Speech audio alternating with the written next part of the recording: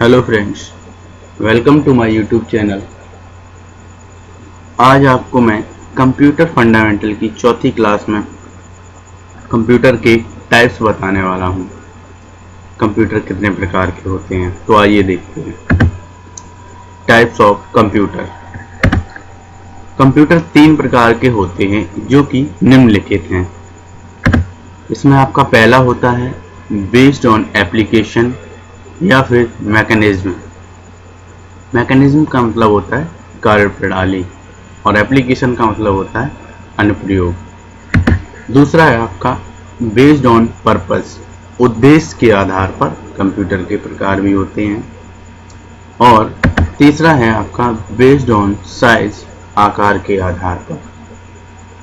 तो कंप्यूटर तीन प्रकार के हुए, बेस्ड ऑन एप्लीकेशन या मैकेनिज्म, बेस्ड ऑन पर्पस और बेस्ड ऑन साइज। इसमें आपका जो पहला आता है बेस्ड ऑन एप्लीकेशन या मैकेनिज्म, इसमें क्या है अनुप्रयोग या कार्य प्रणाली के आधार पर कंप्यूटर तीन प्रकार के होते हैं जो कि निम्नलिखित हैं। इसमें आपका पहला होता है एनालॉग कंप्यूटर, दूसरा होता है डिजिटल कंप्यूटर और तीसरा होता है आपका हाइब्रिड कंप्यूटर। इसके बाद एनालॉग कंप्यूटर क्या होता है?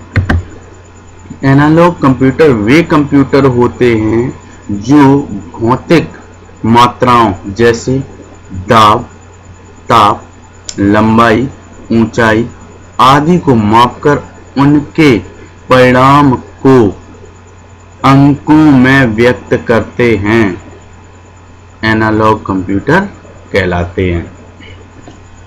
या फिर नॉर्मली बोल दिया जाए कि वे कंप्यूटर जो भौतिक राशियों को मापते हैं, उनका परिणाम को व्यक्त करते हैं, वो हमारे एनालॉग कंप्यूटर कहलाते हैं। इसमें एक नोट है एनालॉग कंप्यूटर मुख्य रूप से विज्ञान और इंजीनियरिंग के क्षेत्र में प्रयोग किए जाते हैं, क्योंकि इन क्षेत्रों में मात्राओं का अधिक उपयोग किया जाता है। जैसे पेट्रोल पंप में लगा एनालॉग कंप्यूटर पंप से निकलने वाले पेट्रोल की मात्रा को मापता है और लीटर में दिखाता है तथा उसके मूल्य की गणना करके स्क्रीन पर दिखाता है। तो ये नोट्स में दिया गया है कि इंजीनियरिंग के क्षेत्र में ज़्यादा उपयोग किया जाता है, या फिर ये पेट्रोल पंप पर लगे हुए पंप में जो तेल निकलता है उसको मापता है, लीटर में दिखाता है और मूल्य की भी गणना करता है। ये होता है हमारा एनालॉग कंप्यूटर। नेक्स्ट है हमारा डिजिटल कंप्यूटर। डिजिटल कंप्यूटर क्या है? डिजिटल कंप्यूटर वह कंप्यूटर होता है जो कि अंकों की गणना करता है, अतः डिजिटल कंप्यूटर के द्वारा व्यापार को चलाते हैं, घर का बजट तैयार करते हैं। डिजिटल कंप्यूटर में निम्नांकित गुण होते हैं। कौन कौन से गुण होते हैं? पहला गुण है आपका सूचनाओं के विश्लेषण हेतु उनको आवश्यक समय पर संग्रहित करना, और दूसरा है आपका गुण प्रदत्त सूचनाओं द्वारा संवहन, और तीसरा है आपका अत्यंत अल्प समय में विश्लेषण, और चौथा है आपका 100% शुद्ध एवं वास्तविक परिणाम, और लास्ट है आपका छोटा आकार, कम वजन एवं कम मूल्य। ये हैं आपके डिजिटल कंप्यूटर के कुछ गुण जो कि इसमें आपको दर्शाए गए हैं। नेक्स्ट है आपका हाइब्रिड कंप्यूटर। हाइब्रिड कंप्यूटर क्या होता है? एनालॉग कंप्यूटर एवं डिजिटल कंप्यूटर के श्रेणी गुणों एवं विशेषताओं का समावेश करके हाइब्रिड कंप्यूटर्स का निर्माण किया गया है। ऐसे ही एक उपकरण रोबोट है जिसकी सहायता से लाखों कार्य ऑटोमेटिक रूप से किए जा रहे हैं। हाइब्रिड कंप्यूटर का प्रयोग एक सहायक कंप्यूटर की भांति किया जाता है, जो कि मुख्य यंत्र के किसी भाग में लगा दिया जाता है। अपनी भाषा में इसको बोला जाए तो इसको ऐसे बोल सकते हैं कि एनालॉग कंप्यूटर तथा डिजिटल कंप्यूटर दोनों का विस्तृत रूप ही हाइब्रिड कंप्यूटर होता है। ये हो गया अपनी भाषा में। इसके बाद आपका ये तो हो गया कंप्यूटर। इसके बाद दूसरा प्रकार आता है बेस्ड ऑन पर्पस। उद्देश्य के आधार पर कंप्यूटर कितने प्रकार के होते हैं इसको भी देखते हैं। क्या है बेस्ड ऑन पर्पस? तो इसमें आपका उद्देश्य के आधार पर कंप्यूटर दो प्रकार के होते हैं जो कि निम्नलिखित हैं। कौन कौन से? पहला है आपका जनरल पर्पस कंप्यूटर और दूसरा है स्पेशल पर्पस कंप्यूटर। तो आइए देखते हैं जनरल पर्पस कंप्यूटर क्या है। सामान्य उद्देश्य कंप्यूटर द्वारा सामान्य प्रकार के सभी कार्य किए जा सकते हैं, चाहे वह विज्ञान, वाणिज्य, इंजीनियरिंग अथवा शिक्षा आदि किसी भी क्षेत्र से संबंध रखते हों।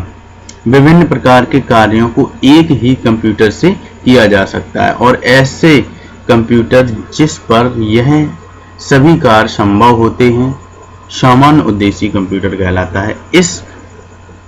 इस प्रकार के कंप्यूटर सबसे अधिक प्रयोग किए जाते हैं। तो सामान्य उद्देश्य के लिए जो प्रयोग किए जाते हैं विज्ञान, वाणिज्य, इंजीनियरिंग अथवा शिक्षा किसी भी कार्य के लिए, तो वो आपके हो जाते हैं जनरल पर्पस कंप्यूटर। नेक्स्ट है आपका special purpose computer. Special purpose computer जो कंप्यूटर सदैव एक जैसे कार्य करने के लिए बनाए जाते हैं उन्हें विशेष उद्देश्य कंप्यूटर कहा जाता है। इस प्रकार के कंप्यूटर में अधिक मेमोरी तथा अधिक तीव्र गति से कार्य करने की क्षमता होती है। विशेष उद्देश्य कंप्यूटर में कार्य अधिक कुशलता से होता है तथा साथ ही उसका मूल्य भी बहुत कम रहता है, क्योंकि उस कंप्यूटर से अनावश्यक भागों को निकाल दिया जाता है। जैसे अधिकांश गन्ना मिलों में विशेष उद्देश्य कंप्यूटर का प्रयोग किया जाता है। तो इसमें बताया गया कि बहुत ही विशेष उद्देश्य, कोई खास स्पेशल वर्क के लिए जब इसको प्रयोग किया जाता है तब इसको उपयोग में लिया जाता है। जैसे वहाँ उन्होंने उदाहरण भी दे दिया कि गन्ने मिलों में इनका एक विशेष उद्देश्य होता है जिसको प्रयोग किया जाता है गन्ने मिल में।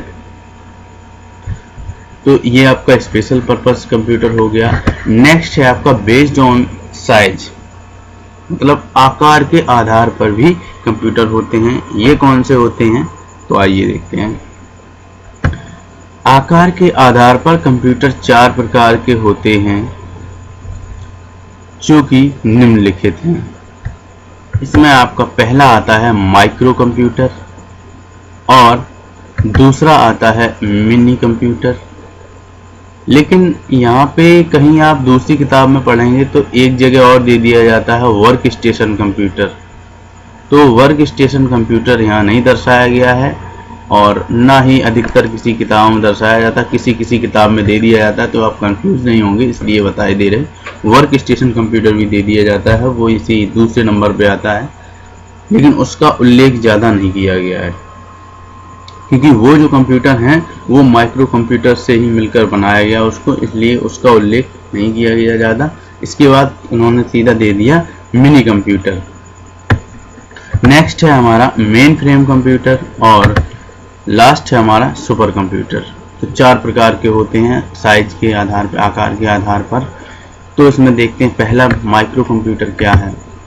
यह कंप्यूटर आकार में बहुत छोटे होते हैं परंतु यह सभी कार्यों के लिए प्रयोग किए जा सकते हैं। माइक्रो कंप्यूटर में माइक्रो प्रोसेसर का प्रयोग किया जाता है जिससे यह आकार में छोटे एवं सस्ते होते हैं। इन पर केवल एक ही व्यक्ति कार्य कर सकता है। एक बॉक्स में video display unit micro processor चिपों एवं एक कीबोर्ड को लगाकर बनाए गए कंप्यूटर को माइक्रो कंप्यूटर नाम दिया गया है। क्योंकि इस कंप्यूटर में माइक्रो प्रोसेसर का प्रयोग होता है एवं तकनीक एवं इनका आकार मेन फ्रेम कंप्यूटर की अपेक्षा अत्यंत सूक्ष्म होता है, अतः इनको माइक्रो कंप्यूटर कहा जाता है। माइक्रो कंप्यूटर का सबसे प्रचलित रूप IBM, इसका पूरा नाम होता है इंटरनेशनल बिजनेस मशीन, IBM की पर्सनल कंप्यूटर श्रृंखला के रूप में बाजार में आया। इस श्रृंखला के आने पर इन पर प्रयोग किए जा सकने वाले सॉफ्टवेयर्स इतनी बड़ी संख्या में बनने लगे कि अधिकांश IBM PC अथवा इस पर, PC का मतलब होता है personal computer, IBM PC international business machine, PC मतलब कंप्यूटर, IBM PC अथवा इस पर आधारित कंप्यूटर्स का प्रयोग बहुतायत में होने लगा। इन्होंने बताया कि IBM PC अथवा इस पर आधारित कंप्यूटर्स, जो IBM की कंपनी है, इसके PC या इसके कंप्यूटर्स का प्रयोग बहुतायत में होने लगा, बहुत ज़्यादा मात्रा में होने लगा। माइक्रो कंप्यूटर को भी 4 भागों में बांटा जा सकता है। इन्होंने बताया कि माइक्रो कंप्यूटर जो है उनको भी हम 4 भागों में बांट सकते हैं। तो देखते हैं कौन कौन से भाग।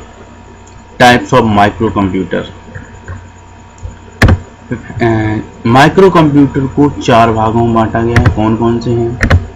पहला है आपका पर्सनल होम कंप्यूटर्स, दूसरा है आपका एजुकेशनल माइक्रो कंप्यूटर्स, और तीसरा है आपका पर्सनल कंप्यूटर्स, और चौथा है आपका लैपटॉप कंप्यूटर्स। तो इसमें आपका पर्सनल होम कंप्यूटर ये क्या है? इस प्रकार के कंप्यूटर्स को घरेलू टेलीविज़न के साथ जोड़ा जा सकता है। प्रत्येक होम कंप्यूटर पर उसी कंपनी के सॉफ्टवेयर चलाए जा सकते हैं जिन कंपनियों के ये कंप्यूटर्स हैं। होम कंप्यूटर्स का अपना ऑपरेटिंग सिस्टम होता है। इन कंप्यूटर्स में गणना के अतिरिक्त वीडियो गेम्स खेले जा सकते हैं। इन कंप्यूटर्स का प्रयोग पर्सनल डायरी की भांति भी किया जा सकता है। तो ये होते हैं आपके पर्सनल होम कंप्यूटर। नेक्स्ट है आपका एजुकेशनल माइक्रो कंप्यूटर्स। ये क्या है? इस प्रकार के कंप्यूटर्स स्कूल में बच्चों को कंप्यूटर सिखाने एवं शैक्षणिक कार्यक्रमों में के लिए बनाए जाते हैं। इस प्रकार के कंप्यूटर्स में सबसे प्रसिद्ध कंप्यूटर BBC माइक्रो है, जो कि चंडीगढ़ में यूनिकॉर्न के नाम से तैयार किया जा रहा है।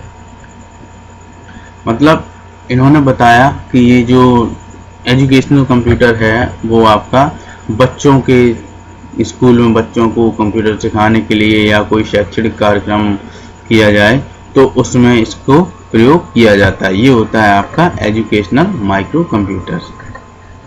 नेक्स्ट है आपका पर्सनल कंप्यूटर्स। पर्सनल कंप्यूटर कौन से होते हैं?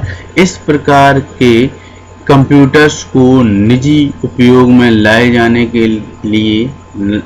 जाने के कारण इन कंप्यूटरों को पर्सनल कंप्यूटर अथवा PC भी कहा जाता है।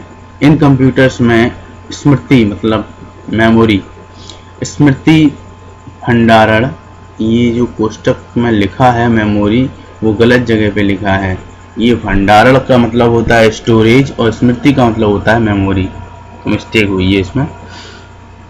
तो इसमें दिया है स्मृति भंडारण क्षमता कैपेसिटी बड़े कंप्यूटरों की तुलना में बहुत कम होती है एवं सीमित इनपुट आउटपुट डिवाइस ही इनके साथ कार्य करते हैं।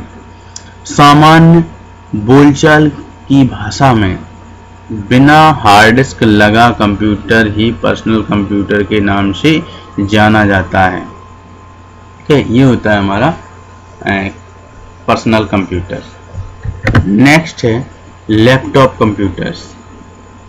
इस प्रकार के कंप्यूटर्स ब्रीफकेस के आकार के होते हैं। इनका भार लगभग 3.5 किलो होता है। इनका मूल्य अपेक्षाकृत बहुत अधिक होता है। इनका मूल्य लगभग 35,000 या 25,000, अभी ये अपडेट है, 25,000 से भी अब तो मिलने लगे हैं लैपटॉप, लेकिन यहाँ दर्शाया गया 35,000 से शुरू होता है। इस प्रकार के कंप्यूटर्स को इलेक्ट्रॉनिक डायरी भी कहा जाता है। इसमें एक छोटा सा LCD लिक्विड क्रिस्टल डिस्प्ले, इसका पूरा नाम होता है LCD का लिक्विड क्रिस्टल डिस्प्ले, ये डिस्प्ले होता है। LCD टाइप का रंगीन डिस्प्ले स्क्रीन होता है। इस कंप्यूटर का आकार छोटा होने के कारण इसे एक स्थान से दूसरे स्थान पर ले जाना आसान होता है। ये लैपटॉप के बारे में बताया गया है। इसके बारे में आप लोग भी जानते हैं कि लैपटॉप बहुत ही छोटा वो है, क्या नाम, कंप्यूटर, इसको कहीं भी ले जा सकते हैं। ये ब्रीफकेस की तरह वो बंद हो जाता है। तो ये इन्होंने बताया। तो ये थे आपके माइक्रो कंप्यूटर के प्रकार। नेक्स्ट है आपका मिनी कंप्यूटर। वर्क स्टेशन का यहाँ नहीं दर्शाया गया, सीधा मिनी आया। तो मिनी के बारे में देखते हैं। मिनी क्या है? ये कंप्यूटर आकार में माइक्रो कंप्यूटर के समान होते हैं। इनका प्रयोग बैंकों, फैक्ट्रियों, बीमा कंपनियों आदि में हिसाब किताब रखने के लिए हिसाब किताब रखने आदि कार्यों में किया जाता है। इन कंप्यूटर्स की भंडारण क्षमता मतलब स्टोरेज कैपेसिटी, गति एवं कार्य क्षमता माइक्रो कंप्यूटर से अधिक और मेनफ्रेम कंप्यूटर से कम होती है। इस कंप्यूटर के मुख्य भाग को एक बिल्डिंग में रखा जाता है एवं उसके साथ कई टर्मिनल जोड़ दिए जाते हैं। सामान्यतः एक मिनी कंप्यूटर के साथ 8 लगभग ऑपरेटर कार्य कर सकते हैं। इन कंप्यूटर्स में लगभग सभी इनपुट आउटपुट डिवाइसेस जोड़कर कार्य किया जा सकता है। इसमें क्या है कि एक कंप्यूटर को एक साइड पे रख दिया जाता है और इससे कई टर्मिनल जोड़ दिए जाते हैं जिनसे जो ऑपरेटर्स काम कर सकें। तो ये है आपका मिनी कंप्यूटर। नेक्स्ट है आपका main frame computer. Main frame computer क्या है? यह कंप्यूटर बहुत अधिक शक्तिशाली होते हैं, अर्थात इन कंप्यूटर्स की भंडारण क्षमता, स्टोरेज कैपेसिटी तथा, ये गलत लिखा हुआ है, मिस्टेक हुई है इसमें, तथा गति माइक्रो कंप्यूटर एवं मिनी कंप्यूटर की तुलना में बहुत अधिक होती है। इन कंप्यूटर्स का प्रयोग नेटवर्किंग के लिए किया जाता है, अर्थात इन कंप्यूटर पर बहुत से टर्मिनल जुड़े रहते हैं तथा इन टर्मिनल को कहीं पर भी रखा जा सकता है। यदि टर्मिनल को मुख्य कंप्यूटर के पास रखा जाता है, जैसे एक ही बिल्डिंग में तो इस प्रकार की नेटवर्किंग को लोकल एरिया नेटवर्किंग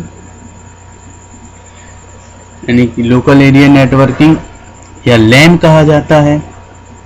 और यदि कंप्यूटर टर्मिनल को मुख्य कंप्यूटर से दूर रखा जाता है, जैसे एक शहर से दूसरे शहर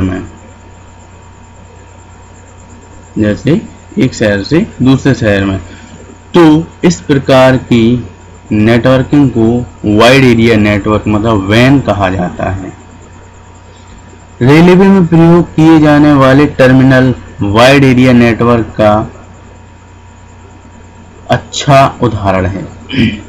वैन का अच्छा उदाहरण है रेलवे की नेटवर्किंग का।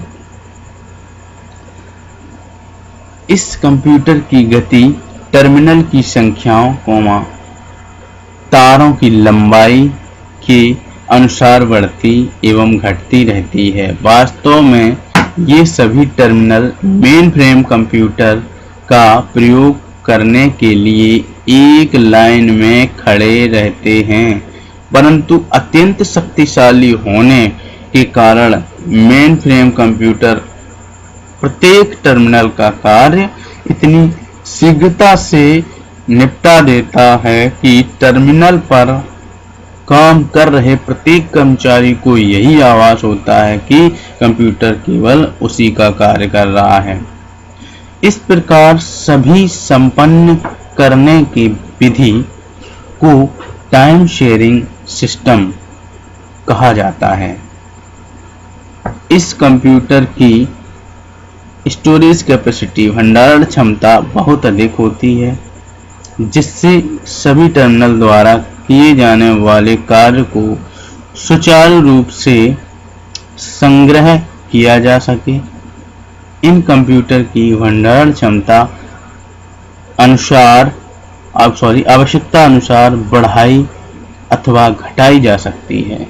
तो यहाँ पे बताया गया कि मेन फ्रेम कंप्यूटर है, इसमें बहुत ही ज़्यादा लोग कार्य कर सकते हैं। ये चाहे तो इसको आप एक उसमें यूज कर सकते हो कंपनी में या रेलवे स्टेशन पे। तो कंपनी में जिस तरह से प्रयोग होता है वो जैसे कस्टमर्स वगैरह होते हैं, ये सिम कस्टमर जो हमारा सिम हम लोग यूज करते हैं, इसमें भी कस्टमर्स मेन फ्रेम कंप्यूटर का प्रयोग करते हैं, जो कि एक बिल्डिंग में कई लोग बैठे होते हैं लेकिन वो जुड़े सभी एक ही कंप्यूटर से होते हैं।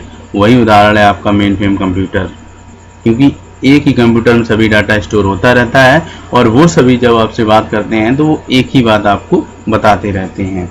ये आपका मेन फ्रेम कंप्यूटर। नेक्स्ट है आपका सुपर कंप्यूटर। सुपर कंप्यूटर यह कंप्यूटर आधुनिक युग का सबसे शक्तिशाली कंप्यूटर है। विश्व का प्रथम सुपर कंप्यूटर ILLIAC है। अंतरिक्ष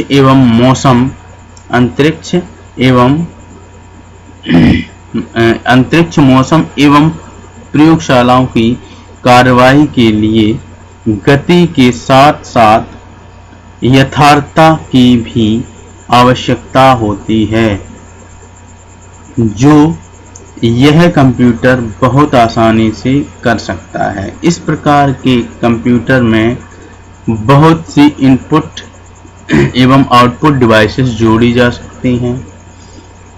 25 मार्च 1989 को भारत में क्रेएक्स MP14 नामक प्रथम सुपर कंप्यूटर दिल्ली में स्थापित किया गया था। इसका प्रयोग मौसम एवं कृषि संबंधित जानकारियों को प्राप्त करने के लिए किया गया। इसके बाद भारत ने भी कुछ समय पहले ही सुपर कंप्यूटर परम 10,000 या CDEC की सहायता से बनाने में सफलता प्राप्त कर ली। ये गलत लिख गया, मिस्टेक हुई है, सफलती लिखा है, सफलता प्राप्त कर ली है।